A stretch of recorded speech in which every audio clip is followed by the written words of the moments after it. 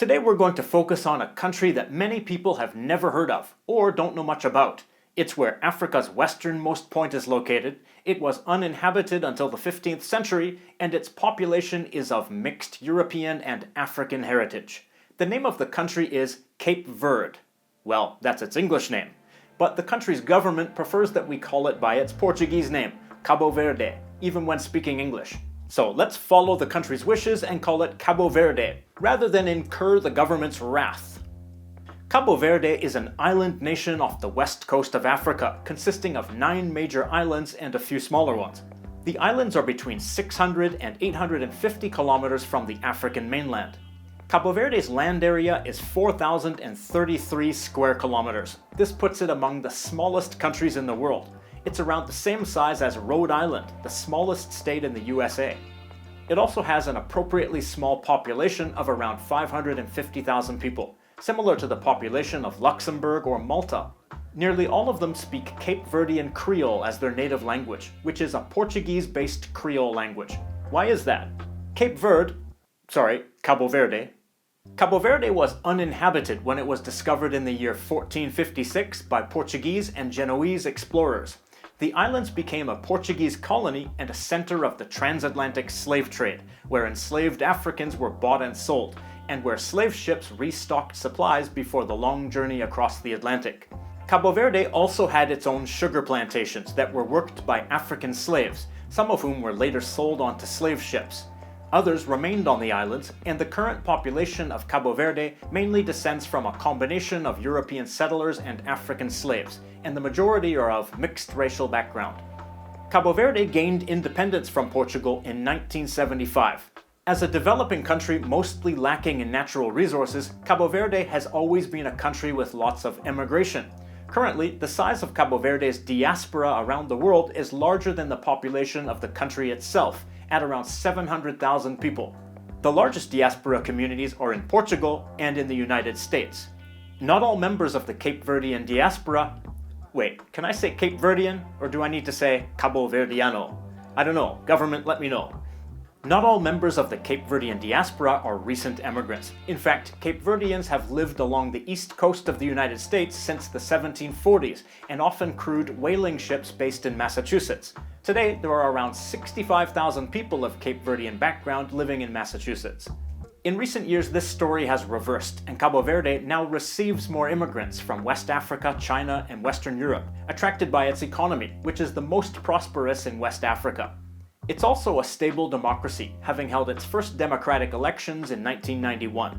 The political system is modeled after that of Portugal, with a directly elected president, who is head of state, and a prime minister chosen by the legislature, who's the head of government.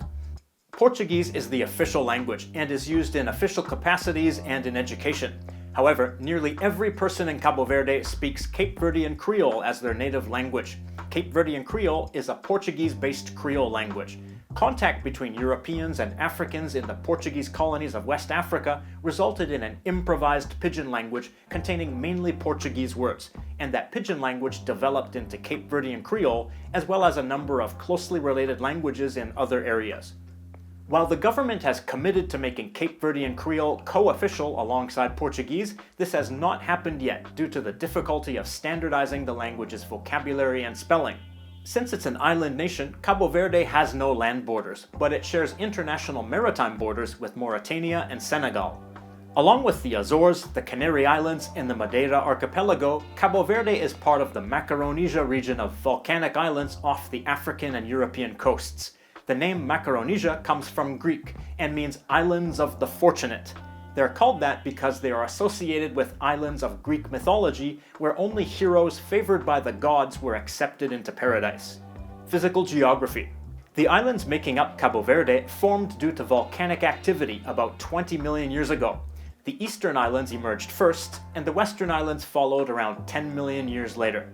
Today, volcanic activity is restricted to the island of Fogo and the Pico do Fogo, an active volcano which is the highest point of the country and all of West Africa, at 2,829 meters high.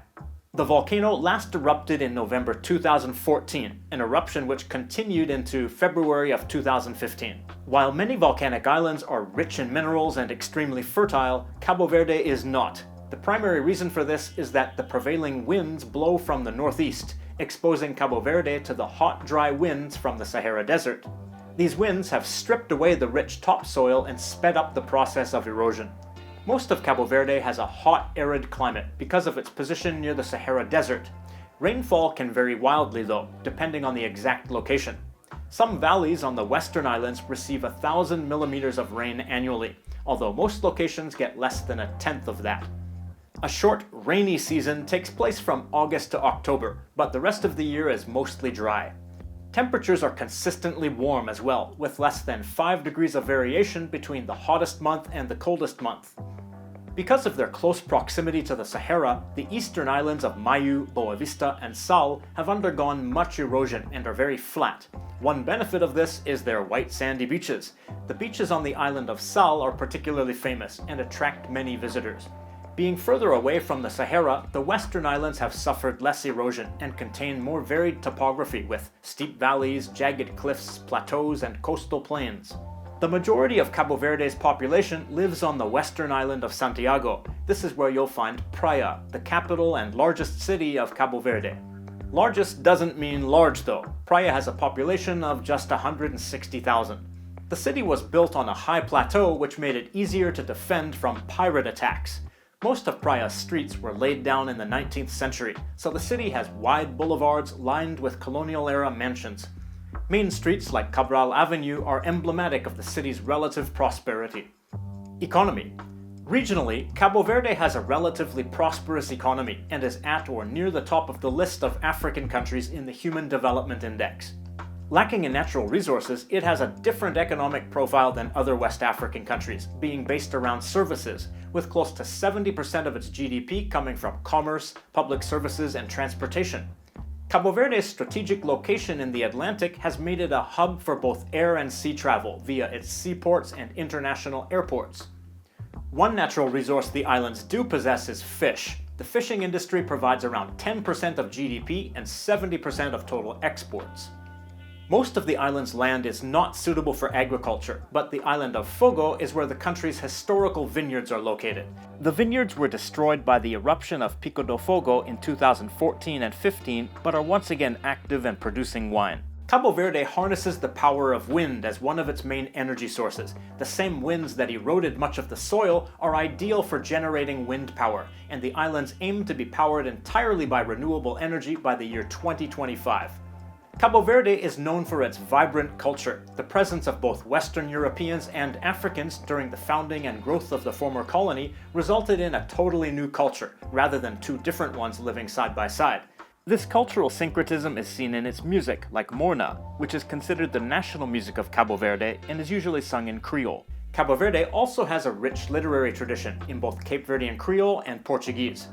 The cuisine of Cabo Verde also resulted from a mix of influences from West African and Portuguese cuisine. One of the country's staple dishes is capucha, a kind of stew made from beans, corn kernels, vegetables, and fish or meat. The architecture of Cabo Verde was also heavily based on Portuguese architecture, with some added African elements, especially in the countryside. Cabo Verde is certainly not the most famous country in the world, but when you start to learn a little bit about it, you discover how interesting of a place it is. Its physical geography results from the collision of its volcanic origins with its location next to the Sahara Desert, and its present population and culture developed from the mixing of Portuguese and African cultures. The blending of all these different elements has resulted in a country that's unlike anywhere else in Africa, or anywhere in the world. Now over to you. In the video, you heard that Cabo Verde doesn't have a lot of natural resources, though it does have some, like fish. What natural resources does your country have? Are they important to the economy? And to people from Cabo Verde, as well as the Cape Verdean diaspora, what's something you love about your country that you would like others to know? Leave your answers in the comments down below. If you would like to see videos on this channel before anyone else, become a member of this channel and you'll see videos 1 week early, as well as ad-free, without any ads or promos. Click the join button next to the subscribe button for more details. And to everyone, thank you for watching and have a nice day.